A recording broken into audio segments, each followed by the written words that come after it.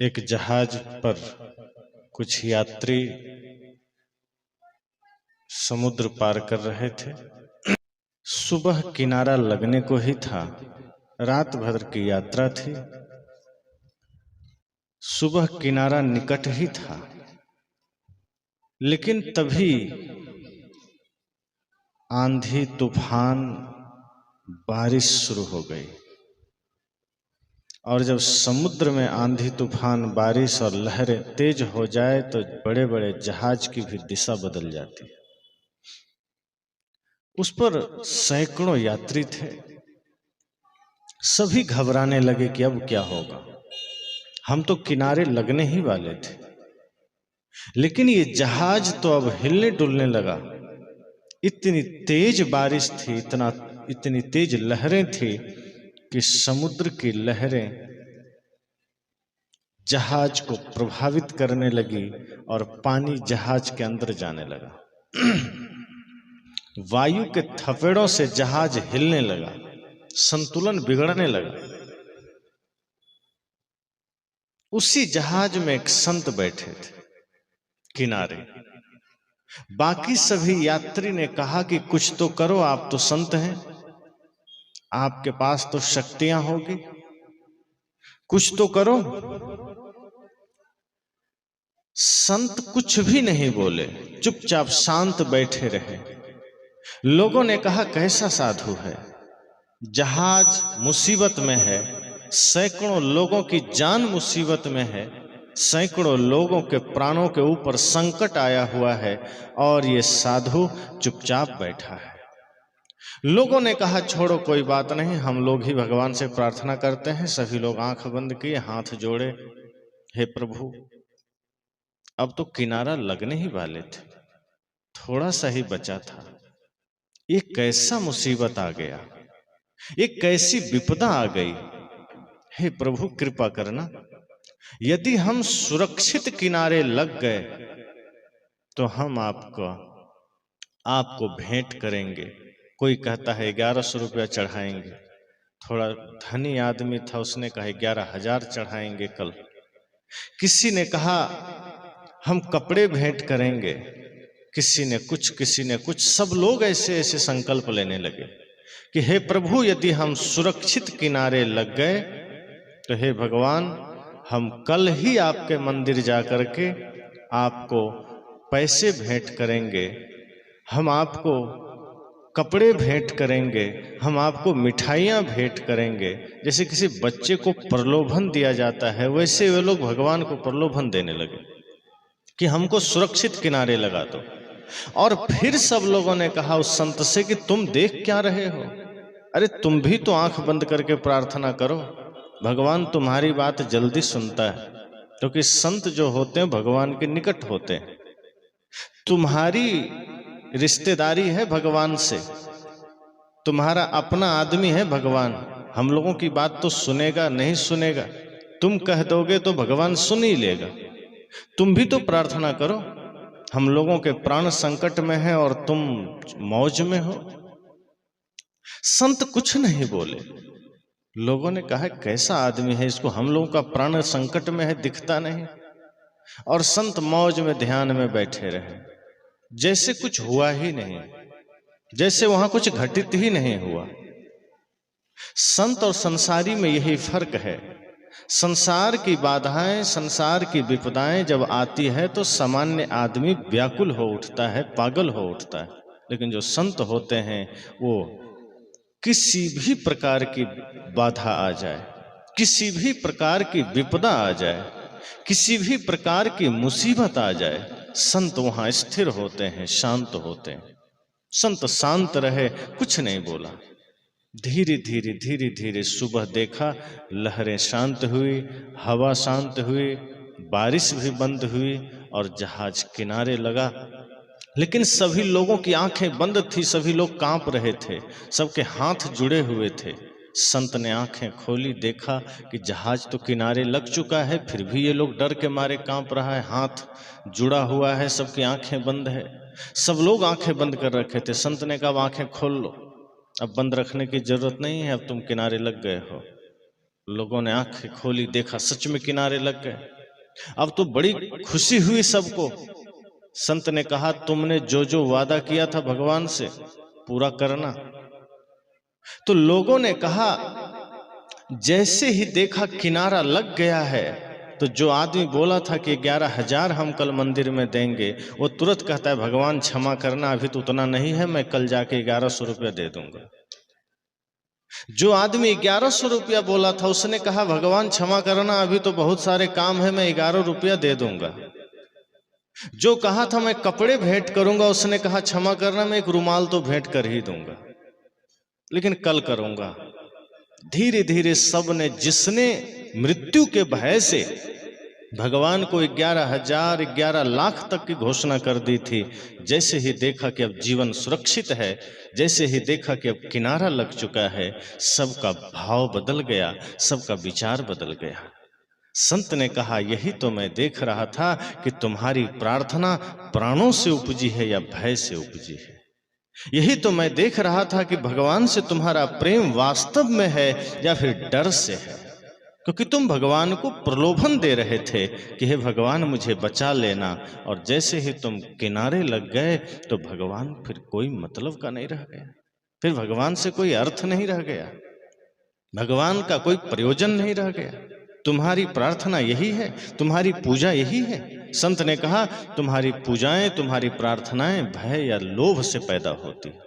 या तो किसी ने लोभ दे दिया कि तुम भगवान की पूजा करोगे तो तुम्हें धन की प्राप्ति होगी, पुत्र की प्राप्ति होगी, तब तुम प्रार्थना करते हो, तब तुम पूजा करते हो। या फिर किसी ने तुम्हें डर दिखा दिया कि भगवान की पूजा नहीं करोगे तो नरक में जाओगे या फिर कुछ विनाश हो जाएगा, तो तुम पूजा करते हो। खुशी मन से पूजा करते कहाँ हो? भगवान से तुम्हारा तारतम्य स्थापित ही नहीं होता, तुम लगन पूर्वक भगवान की उपासना ही नहीं करते। लोभ और डर से यदि पूजा करते हो तो ऐसी पूजाएं किसी काम की नहीं। संत ने कहा, तुम्हारी पूजा तो भय से उत्पन्न हुई थी, अब जहाज चूंकि किनारे लग गया है, तुम्हारा भय खत्म हो गया। अब तुम भगवान से जो सौदेबाजी किया था, अब तुम कटौती कर रहे हो। अब तुम उसमें, अब भगवान ने कुछ कहा भी नहीं कि हाँ ठीक है तुम 11,000 दे दो तो हम तुम्हें किनारे लगा देंगे, उन्होंने तो कुछ कहा ही नहीं।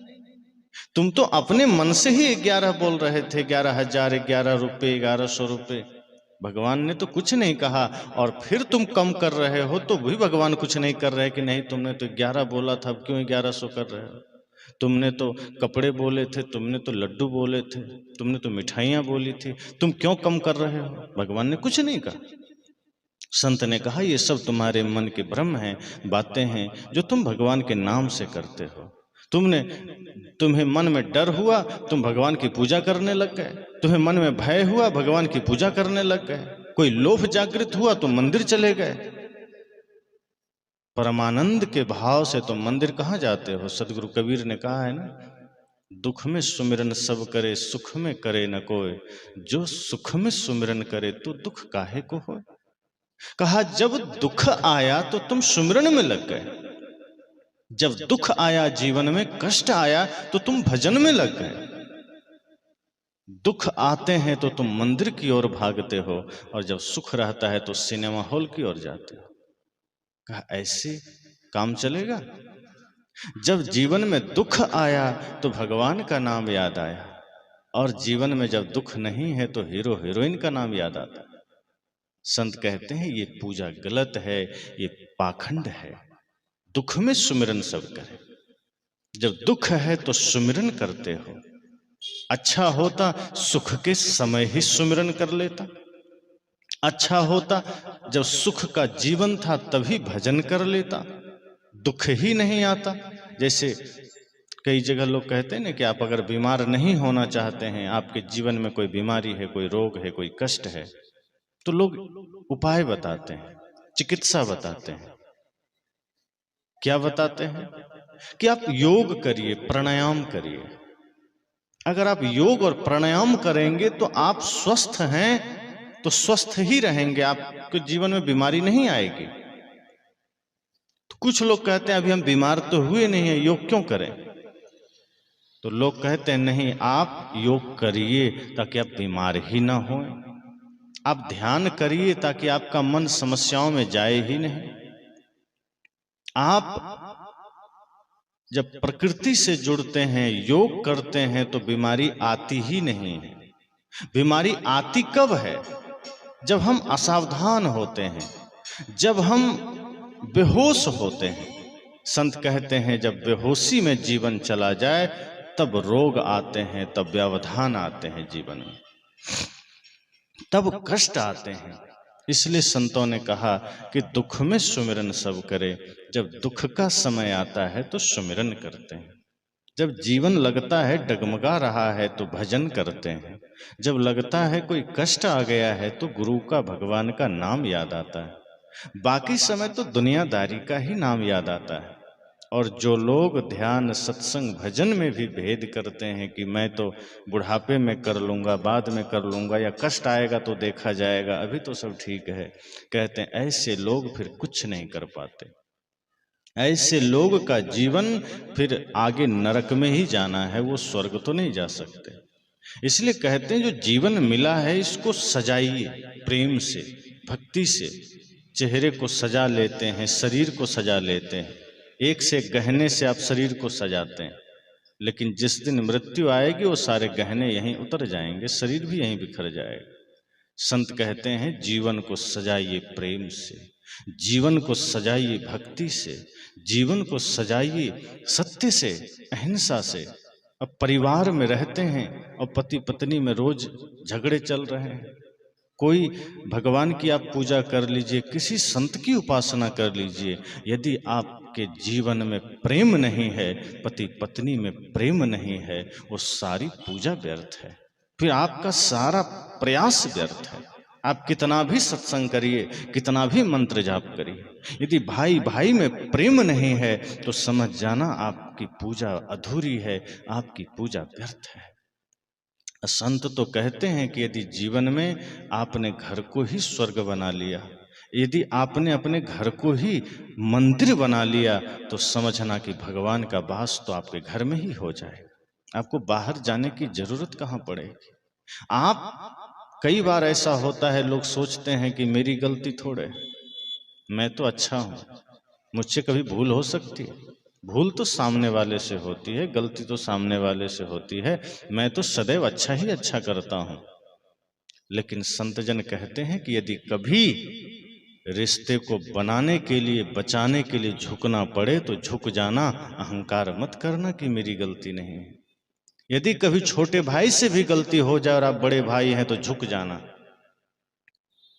लक्ष्मण जी कभी गलती कर देते थे तो राम जी मुस्कुरा करके झुक जाते थे, क्रोधित नहीं होते थे कि ये तो, मैं तो बड़ा भाई हूं, मैं तो राम हूं और लक्ष्मण ने गलती किया है तो मैं इसको मारूं।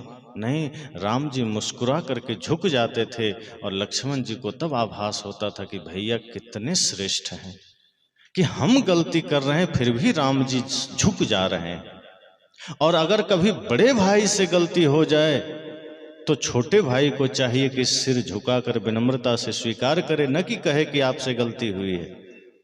अगर बलराम जी से भूल हो जाती थी तो श्री कृष्ण मुस्कुरा करके चुप हो जाते थे, कुछ जवाब नहीं देते थे, तभी तो दोनों में प्रेम था। राम जी शांत प्रकृति के थे, लक्ष्मण जी क्रोधित प्रकृति के थे, गुस्सैल थे, पर दोनों में कितना प्रेम था। बलराम जी भी क्रोधित स्वभाव के थे, गुस्सा प्रकृति के थे, और कृष्ण जी शांत स्वरूप के थे, लेकिन दोनों में कितना प्रेम था।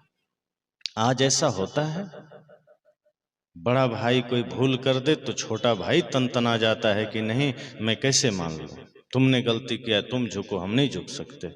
और कहीं छोटे भाई ने गलती कर दिया फिर तो बड़ा भाई झुक ही नहीं सकता, वो तो कहेगा नहीं नहीं, मैं तो कैसे झुक सकता, मैं तो बड़ा भाई हूं। ये बड़ा होने का अहंकार आदमी परिवार को डुबा देता है।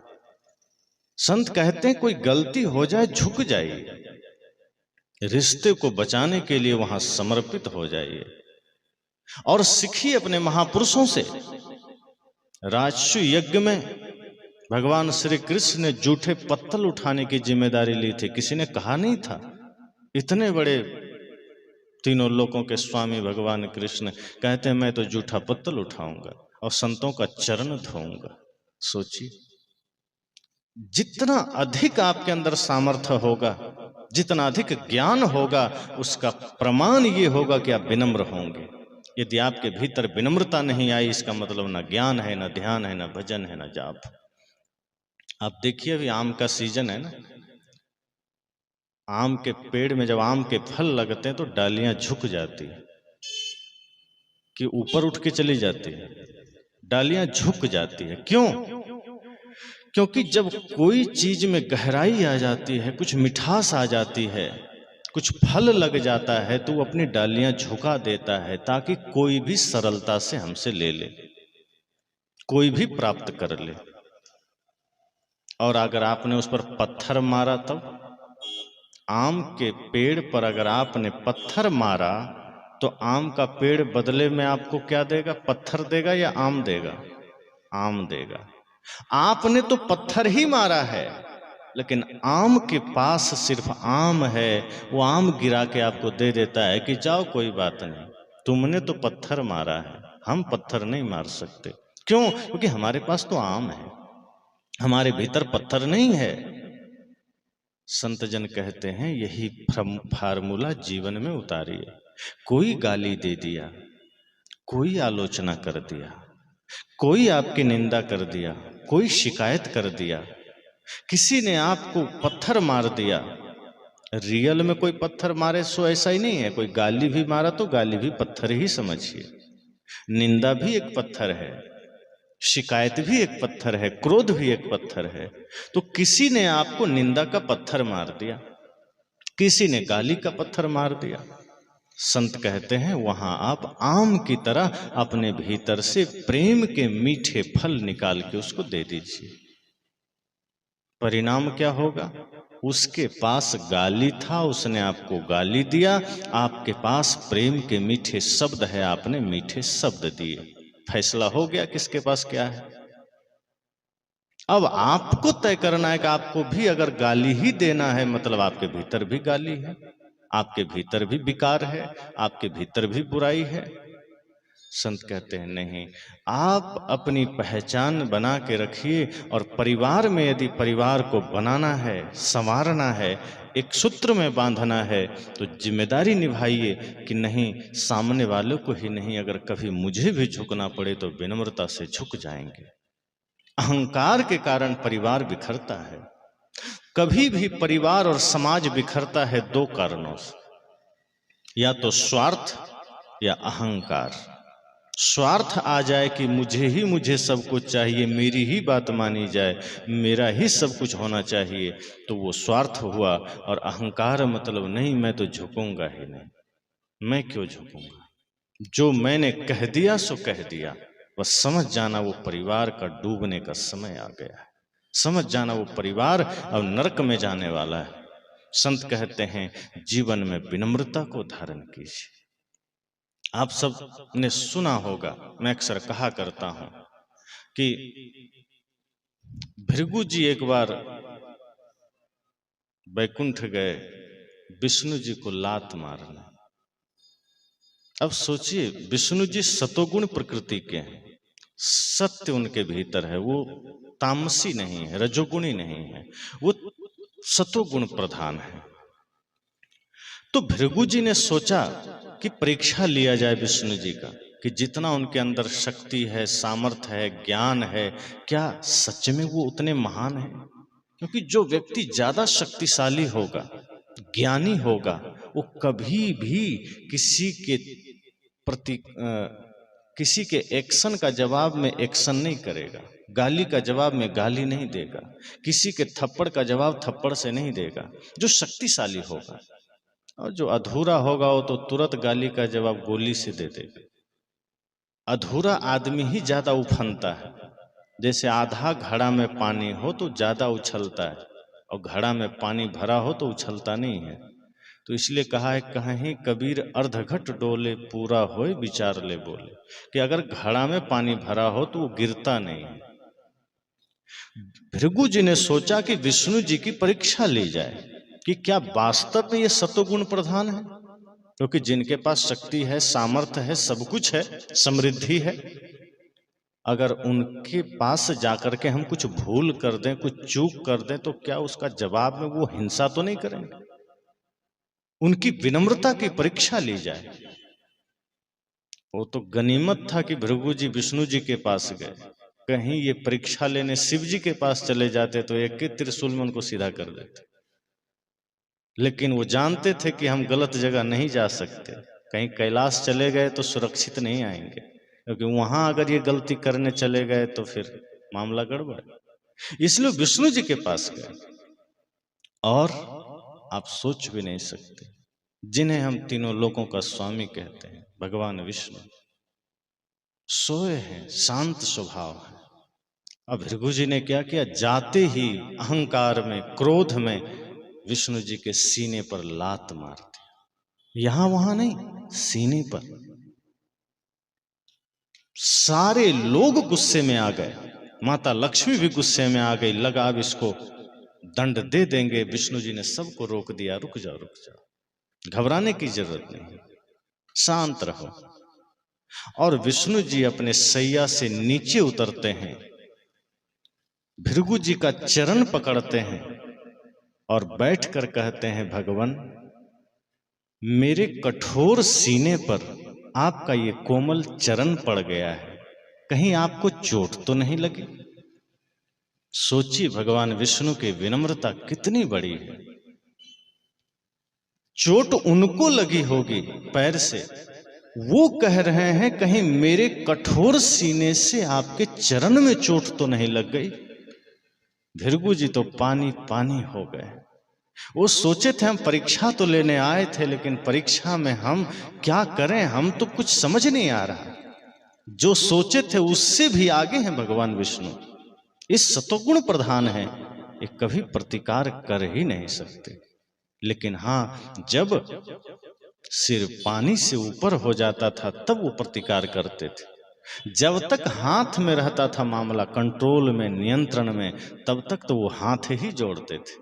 भगवान कृष्ण भी मधुर बंसी बजाते थे प्यार से, कि प्यार से समझ जाओ। जब तक प्यार से समझाने का रास्ता बंद नहीं होता था, राम जी भी प्यार से समझाते थे, कृष्ण जी भी प्यार से समझाते थे। और जब लगता था सारे रास्ते बंद हो गए, तब सुदर्शन चक्र। ये दोनों चीजें जरूरी है जीवन में। तो जो बड़े लोग होते हैं, जिनमें वास्तव में शक्ति है, सामर्थ्य है, समृद्धि है, वो प्रतीक है। भगवान विष्णु ने ये संकेत, ये संदेश दिया दुनिया को कि अगर आपके भीतर भी धन आ जाए, आपके जीवन में भी अगर शक्ति सामर्थ्य आ जाए, तो घमंड मत करना, अहंकार मत करना, वरना रावण जैसी दुर्गति हो जाएगी। धन पद प्रतिष्ठा का अगर घमंड कर लिया तो फिर वो ज्यादा टिकता नहीं है। कोशिश करना परिवार में राम की तरह बिताइए, सीता की तरह बिताइए, कौशल्या की तरह बिताइए। यदि आप एक माँ हैं तो कोशिश कीजिए कि हमें भी माता कौशल्या की तरह बनना है, ताकि आपका पुत्र राम बन सके। अगर आपने अपने जीवन को कौशल्या की तरह बनाया तो आपका घर कभी नहीं टूटेगा। अगर आप एक पत्नी हैं तो आप माता सीता की तरह बन जाइए, आपका घर कभी नहीं टूटेगा। आप बड़े भाई हैं तो राम की मर्यादा को धारण करें, छोटे भाई हैं तो भरत की मर्यादा को धारण कीजिए। ये शास्त्र जीवन के लिए उदाहरण है। हम जो भी शास्त्र पढ़ते हैं, संतों को सुनते हैं, ये रामायण, ये महाभारत जीवन में उदाहरण है। अगर परिवार में स्वर्ग जैसा जीवन बनाना है तो रामायण से सीखिए, और यदि परिवार को नरक बनाना है तो महाभारत से सीखिए। धन धन के लेकर के परिवार में लड़ मरे। दुर्योधन ने कहा, मैं सुई के नोक के बराबर जमीन नहीं दूंगा। अर्जुन ने कहा, मैं सब कुछ ले लूंगा। और लड़ाई हुई, पूरा कौरव मारा गया, अर्जुन सब जीत लिया। क्या मिला? कुछ नहीं मिला। राम जी ने कहा, मुझे अयोध्या की कोई गद्दी नहीं चाहिए। भरत जी ने कहा, मुझे भी नहीं चाहिए। ये प्रेम है। दुर्योधन ने कहा, मुझे हस्तिनापुर चाहिए। अर्जुन ने कहा, मुझे भी चाहिए। अब एक ही चीज के लिए दो भाई लड़ पड़े, क्या मिला अंत में? दोनों सुख नहीं भोग पाए। लेकिन एक तरफ राम जी कहते हैं मुझे अयोध्या नहीं चाहिए, भरत शत्रुघ्न सब कहते हैं मुझे भी नहीं चाहिए, तो क्या चाहिए? मुझे तो सिर्फ भैया राम चाहिए। ऐसा कहाँ करते हैं? दुख आता है तो राम याद आते हैं, दुख आता है तो मंदिर की याद आती है, गुरु की याद आती है।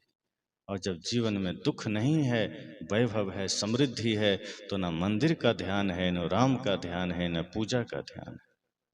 जब जीवन में समृद्धि है तो खुद से आदमी पूजा करने भी नहीं जाता है, पुजारी रख लेता है कि जाओ तुम ही कर देना, टाइम नहीं है, बिजनेस का समय। आप बच्चे से प्रेम करते हैं खुद ही, पत्नी से प्रेम करते हैं खुद ही, और भगवान से प्रेम करना हो तो नौकर को भेज देते हैं। तो क्या भगवान इतने गए बीते हैं? इतना गया गुजरा भगवान है? संत कहते हैं भगवान से प्रेम भी उसी भाव से करिए, और जीवन में कभी घमंड मत लाइए। सब जीवों में भगवान को देखिए, अहंकार मत लाइए। जीवन में जब अहंकार आता है तो आदमी झगड़ा करता है, विवाद करता है। जिसके जीवन में विनम्रता है वो कभी झगड़ा नहीं कर सकता, क्योंकि वो जानता है एक दिन इस शरीर को छोड़ के चल देना है। क्या विवाद कर, क्या कचरा जमा करके जाना, जब इस धरा से जाना ही है। ये तो सत्य है कि जाना है, कब जाना है ये पता नहीं, किसकी मृत्यु कब है ये कोई नहीं जानता, लेकिन यहां अस्थाई रुकना है ये तो सत्य नहीं है। यहां से एक दिन सबको चल देना है। जब ये सत्य है तो फिर यहां से कचरा कमा के जाना, कंकड़ ही कमा के जाना अच्छी बात नहीं। ये मनुष्य शरीर मिला है, कुछ अच्छा कमा के जाना है। प्रेम, सत्य, अहिंसा, करुणा को जीवन में धारण करना है, और कुछ पुण्य की कमाई करके जाना है, कुछ परमार्थ की कमाई करके जाना है, समाज राष्ट्र की सेवा करके जाना है। इसलिए मैंने कहा कि पूजा हम करते हैं लेकिन जब दुख आता है तब करते हैं, सत्संग करते हैं लेकिन जब दुख आता है तब करते हैं, और उसके पीछे फिर कोई कामना होती है। कई माताएं आती हैं सत्संग में, जब बाद में मिलती है तो कहती है गुरुजी आशीर्वाद दीजिए, अगर हमारा पोता मैट्रिक में पास कर जाएगा तो हम उसको आपसे दीक्षा दिला देंगे, और हम आपको घर बुला करके भेंट करेंगे, सत्संग कराएंगे। संत कहते हैं अगर नहीं पास हुआ तब कहाँ टाइम है आपको बुलाने का, फिर जाइए आप जहाँ हैं वहीं ठीक रहिए। मतलब क्या हुआ कि आपने भजन भक्ति संत को भी व्यापार के दायरे में ले आए। आपका काम बना तो संत और भगवान की पूजा है, नहीं बना तो कौन पहचानता है। संत कहते हैं धर्म में कभी व्यापार मत लाना, सत्संग में पूजा में कभी भी बाहर के इस व्यापार बुद्धि को मत लाना, क्योंकि भगवान पैसे से नहीं मिलेंगे आपको। ये जो घमंड हो गया कि हम बढ़िया रूप और बढ़िया पद प्रतिष्ठा और धन से भगवान को मना लेंगे, नहीं। मीराबाई ने कहा था, मीराबाई ने, कि मैंने लीनो गोविंद मोल। किसी ने कहा क्या गोविंद को तुमने मोल खरीदा है? उसने कहा मैंने गोविंद को मोल खरीदा है। लोगों ने कहा हीरा दिया था कि सोना? उसने कहा नहीं, प्रभु आवत प्रेम के मोल मैंने लीनो गोविंद मोल। उसने कहा मैंने प्रेम के मोल में खरीदा है, कोई धन नहीं दिया है। भगवान प्रेम के मोल से आते हैं, भगवान प्रेम के बदले आते हैं। अगर निश्चल प्रेम है, निश्चल भक्ति है तो भगवान आ जाएंगे। लेकिन यदि हमने धन को लेकर के दिखाया कि हाँ धन से भगवान, संत भगवान को हम बुला रहे हैं, तो धन से नहीं आए। धन तो बाहरी व्यवस्थाओं के लिए है, कपड़े के लिए है, भोजन के लिए है, आवास के लिए है, यात्रा खर्च के लिए है। लेकिन अगर जीवन में शांति चाहिए, गुरु भगवान का आगमन चाहिए, वहां प्रेम की जरूरत है। इसलिए कहा है ना, तुमने आंगन नहीं बुहारा कैसे आएंगे भगवान, अब तक गंदा पड़ा दोबारा कैसे आएंगे भगवान। कि आपने आंगन ही नहीं बुहारा। एक आदमी ने कहा मैं तो अभी भी आंगन में झाड़ू लगा के आ रहा हूं। कह रहे वो बाहर का आंगन है, तुमने अपने हृदय रूपी आंगन में झाड़ू नहीं लगाया। और एक आदमी ने कहा इतना बड़ा झाड़ू अंदर घुसेगा कैसे? का मूर्ख, वहां ये झाड़ू नहीं डाल देना गलती से, वरना प्राणी निकल जाएगा। वहां ज्ञान का झाड़ू डालना है, जब ज्ञान का झाड़ू अंदर डालोगे तो हृदय से जो अहंकार विकार का कचरा है वो दूर हो जाएगा। अंदर सही में रियल वाला झाड़ू कोई ना डाल देना, अंदर तो ज्ञान का झाड़ू चाहिए। ये जो सत्संग में आप सुन रहे हैं ये झाड़ू चाहिए। जब ये ज्ञान का झाड़ू अंदर आप डालेंगे तो विकार मिटेंगे, अहंकार मिटेंगे, ईर्ष्या मिटेगी, नफरत मिटेगी। और जब जीवन में ज्ञान के झाड़ू से पूरी पवित्रता आ जाएगी तब आप देखेंगे कि जिस भगवान को आप बाहर तलाश रहे थे भीतर उपस्थित हो गया। तभी तो कृष्ण कहते हैं अर्जुन से, ईश्वरः सर्वभूतानां हृदय से अर्जुन तिष्ठति।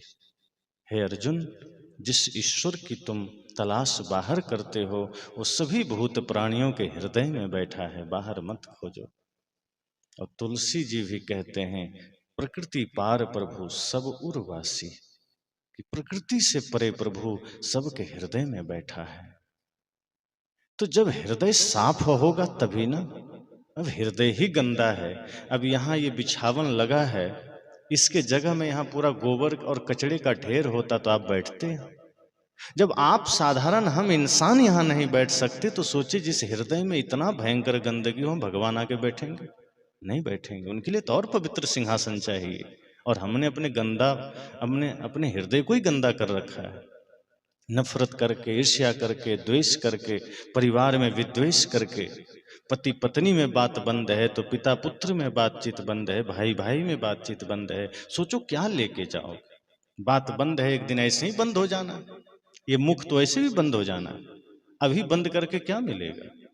जब तक प्राण है मीठा बोलते जाइए, जब तक प्राण है ज्ञान बांटते चलिए, प्रेम बांटते चलिए।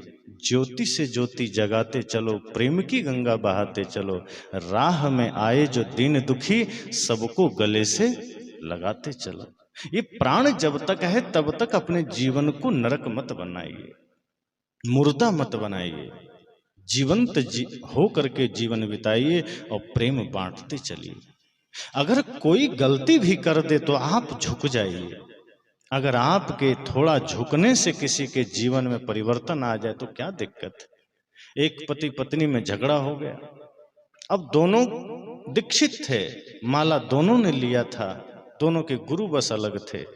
तो पति भी झगड़ा कर लिया, पत्नी भी आपस में झगड़ा कर लिया और दोनों में बातचीत बंद हो गई। काफी दिन से बातचीत बंद। अब दोनों भोजन अगर पत्नी बना ले तो फेंक करके थाली खिसका दे, लो खा लो। पति भी सोचे अब ठीक है, अब क्या बोलें, ठीक। वो भी बेचारा खा लेता। सामान लाना होता, पत्नी कागज में लिख के चिट्टा फेंक देती, वो भी पढ़ता, सामान ला के घर के अंदर झोला फेंक देता, लो। इस तरह मामला चलता रहा। एक दिन रात में अचानक 1 बजे रात में पत्नी पति के पास गई रूम में, पैर पकड़ के खींच रही है, उठो दूध पी लो। पति को लगा हम सपना तो नहीं देख रहे। जो 2-4 साल से बातचीत तक नहीं कर रही, मैं खेत से बाजार से काम करके आता हूं, जो 1 गिलास पानी तक नहीं पूछ रही, वो आज आधी रात में दूध का गिलास लेके आई है। क्या बात है भाई? पति को विश्वास नहीं हुआ, उसे लगा शायद मैं सपना देख रहा हूं। फिर आंख बंद कर लिया। पत्नी ने फिर टांग खींचा, उठो जी, इतनी देर से उठा रहे हैं। उठ के बैठा, देखा पत्नी है सामने, का लगता है सच में है। फिर सोचा हो सकता है ये दिन में किसी संत का प्रवचन सुनने गई होगी, जीवन में परिवर्तन आ गया होगा, हो सकता है इसका प्रेम जग गया होगा, चलो कोई बात नहीं, पी लेते हैं दूध। लेकिन पूछ तो ले कि कहां से ये बदलाव आया है, ये परिवर्तन कहां से आया है, तुम्हारे जीवन में ये परिवर्तन कैसे आया है? पति ने कहा ठीक है दूध तो पी लेंगे, पहले बताओ तुम ये आज कैसे, क्या हो गया, कैसे ये प्यार, कैसे इतना प्यार कहां से जग गया? किसी संत का प्रवचन सुने हो क्या? उसने कहा नहीं, प्रवचन कहीं नहीं सुने हैं, ना किसी संत के पास गए हैं। दरअसल कल नाग पंचमी था और हम नाग जी को दूध पिलाना भूल गए। अब तुमसे ज्यादा खतरनाक नाग तो हमको कहीं मिलेगा नहीं, इसलिए हम तुम्हें ही दूध पिलाने आ गए। मतलब पति में प्यार नहीं जगा था, वो नाग देख रही थी कि पति ही नाग है, फुफकारता है, लेकिन खुद नागिन बनी है, उसको ये दिखाई नहीं दे रहा था। संत कहते हैं कभी ऐसा मत करना, घर बिखर जाएगा। अगर पति में नाग और पत्नी में नागिन दिखने लगे तो फिर आप तो जानवर हो गए, आदमी कहां रहे। जीवन में ये भाव जागृत कीजिए कि पत्नी में देवी का दर्शन हो और पति में देवता का दर्शन हो। इसलिए तो पति को परमेश्वर और पत्नी को भगवती का दर्जा मिला है हमारे शास्त्र में।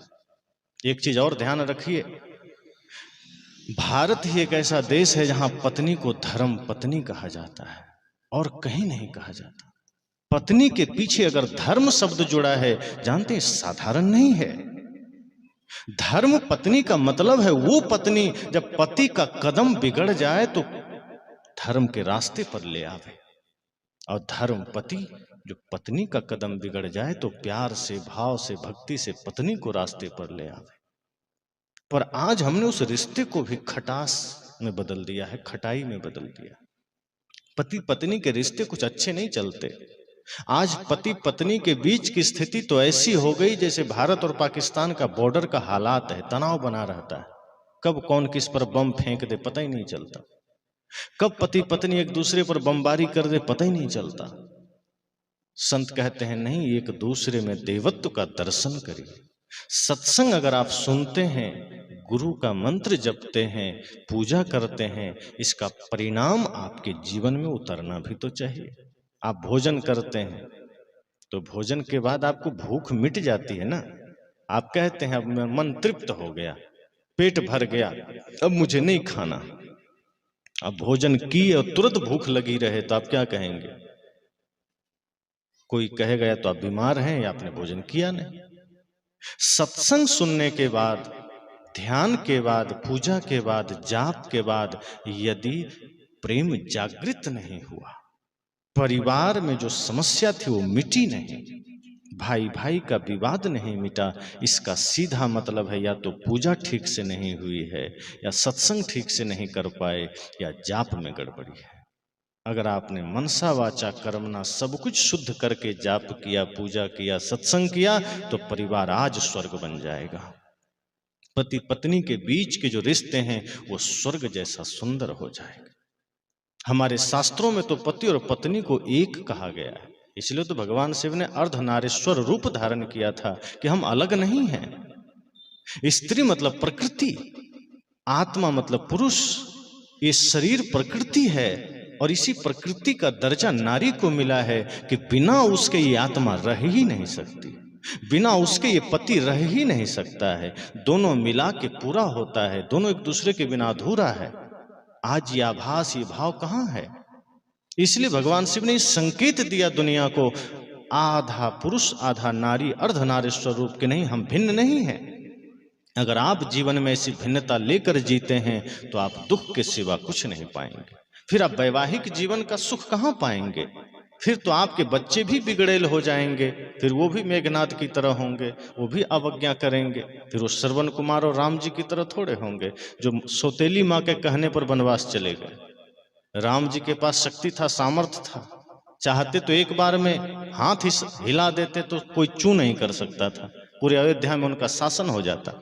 लेकिन सौतेली माँ थी, फिर भी उन्होंने कहा नहीं माता, आपका आदेश है, ये मेरे लिए वरदान है, कोई अभिशाप नहीं है। राम जी जैसे पुरुष ने मर्यादा पेश किया सभी पुत्रों के लिए कि देखो यदि माँ कभी कोई आज्ञा कर दे पीछे मत हटना। और अपनी माँ तो अपनी माँ सौतेली माँ ने कहा था कि तुम जंगल चले जाओ। राम जी मुस्कुराते हुए स्वीकार कर लिए कि नहीं, मुझे तो मिल गया राज्य, जंगल का राज्य मिल गया, उसकी कोई सीमा भी नहीं है। और उसका सबसे बड़ा लाभ है कि ऋषि मुनियों का दर्शन होगा, संतों की सेवा का लाभ मिलेगा। तभी तो उन्होंने माँ शबरी को भी जब ज्ञान दिया तो उसमें क्या कहा था? प्रथम भक्ति संतन कर संगा। उन्होंने कहा था अगर संत का संग तुमने कर लिया तो समझना ये तुम्हारी भक्ति सफल हो गई, और संत अगर मिल जाए तो मुझसे भी ऊपर देखना। इस तरह से परिवार में हम शांति और प्रेम के साथ जब जीवन जीते हैं तो आपका परिवार स्वर्ग बन जाता है। यही शिक्षा हमारे संत, हमारे शास्त्र देते हैं। वे कहते हैं कि एक पति पत्नी का ये धर्म बनता है, कर्तव्य बनता है कि एक दूसरे में समर्पण के साथ जिए, एक दूसरे में प्रेम रखें, श्रद्धा रखें। कभी किसी बात के लिए छोटी मोटी विवाद हो जाए, तुरंत एक दूसरे से माफी मांग लीजिए। मैं बड़ा हूं, तू छोटी है, ये बात दिमाग में नहीं लाना चाहिए। अगर पत्नी से कोई भूल हो जाए तो पति क्षमा कर दे, पति से कोई भूल हो जाए तो पत्नी क्षमा कर दे। एक दूसरे में इतना गहन प्रेम हो, तन का ही नहीं मन का भी मिलन हो। जब मन का मिलन होता है, विवाद क्यों होगा? लेकिन जब नहीं होगा तो समस्याएं आएगी। ऐसे ही एक और पति पत्नी में विवाद चलता था, दोनों में बातचीत वहां भी बंद थी, वो भी माला दीक्षा लिए हुए थे, बातचीत बंद थी, कुछ नहीं बोलता था। जो भी चीजें कहनी होती थी वो पुर्जा में लिख के देता था एक दूसरे को। कुछ लाना हो तो भी पुर्जा में, कुछ कहना हो तो भी पुर्जा में। एक दिन ऐसा हुआ कि पति को कहीं दिल्ली विल्ली जाना था, तो उसने सोचा अब क्या करें, घर में 2 ही लोग हैं, सुबह 5 बजे की ट्रेन है, जब तक हम 4 बजे जगेंगे नहीं तो 5 बजे की ट्रेन पकड़ेंगे कैसे? और पत्नी को बोल नहीं सकता था जगाने के लिए, क्योंकि बोलचाल बंद था, अहंकार भी था कि हम बोलें कैसे। उसने सोचा चलो जो अब तक करते आए हैं वही करेंगे। उसने कागज में लिख करके पत्नी के रूम में रख दिया कि मुझे सुबह 4 बजे जगा देना। कागज में लिखा, बोला नहीं। उसके बाद निश्चिंत होकर सो गया कि अब तो मैं कागज में लिख के दे दिया हूं तो जगा ही देगी। अब दूसरे दिन टिकट टुकट सब बना था उसका। दूसरे दिन जब उठता है सुबह देखता है 6 बज गया है। अब तो गुस्से से लाल पीला हो गया कि मैंने उसको लिख के दिया फिर भी नहीं जगाई, बहुत अनर्थ हो गया, आज फैसला होके रहेगा, आज तो ये वो इधर का उधर कर देंगे। तभी नजर पड़ी टेबल पर, देखता है कागज में लिखा हुआ है 4 बज गया है, उठ जाइए। अब कागज में लिखा हुआ है तो नींद खुलेगी किसी की?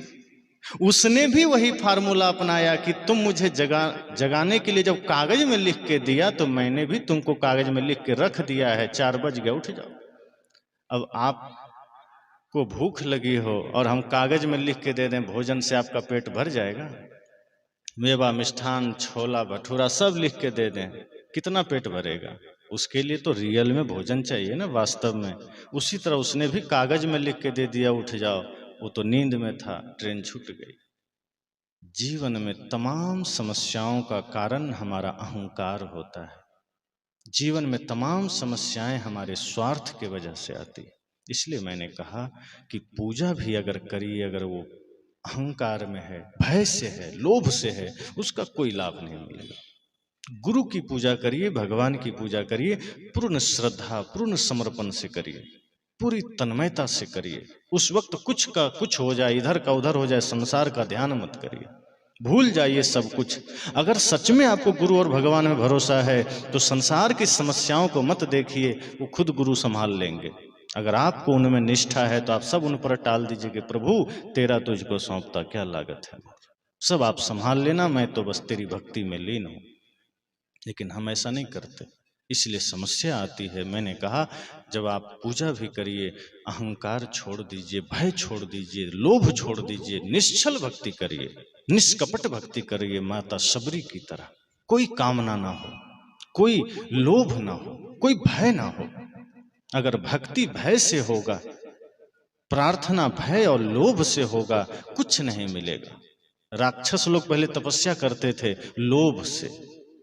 शिव जी का, ब्रह्मा जी की तपस्या करते थे ना, वो लोग कठोर तप करते थे, उतना आप लोग, हम लोग कोई नहीं कर पाएंगे। भूखे रह रह कर, आग पर बैठ करके, बर्फ की सिल्ली में बैठ करके, एक हाथ उठा करके, एक पैर पर खड़ा हो करके ओम नमः शिवाय, ओम नमः शिवाय, लेकिन मन में कपट होता था कि शक्ति देंगे, दूसरे को परेशान करेंगे। निस्वार्थ भाव से नहीं करता था। अंत में दुर्गति क्या होती थी, परिणाम क्या होता था? मारा जाता था, कुछ नहीं मिला। लेकिन जिन लोगों ने, प्रहलाद जी ने भक्ति, निश्चल भक्ति किया, राक्षस का पुत्र था, लेकिन भक्ति उन्होंने बड़े ही भाव से किया, ध्रुव जी ने भक्ति किया, बड़े ही भाव से किया। सुदामा जी ने भक्ति किया, बड़े ही भाव समर्पण से किया। माता शबरी ने किया, विदुर जी ने किया। जिन लोगों ने भी भक्ति किया, जिसने निष्काम भाव से किया, बिना कामना के भक्ति किया, उसको सब कुछ मिल गया। और जिसने कामना से भक्ति किया, जिसने इच्छा लेकर भक्ति किया, लोभ या भय से भक्ति किया, उसको कुछ नहीं मिला।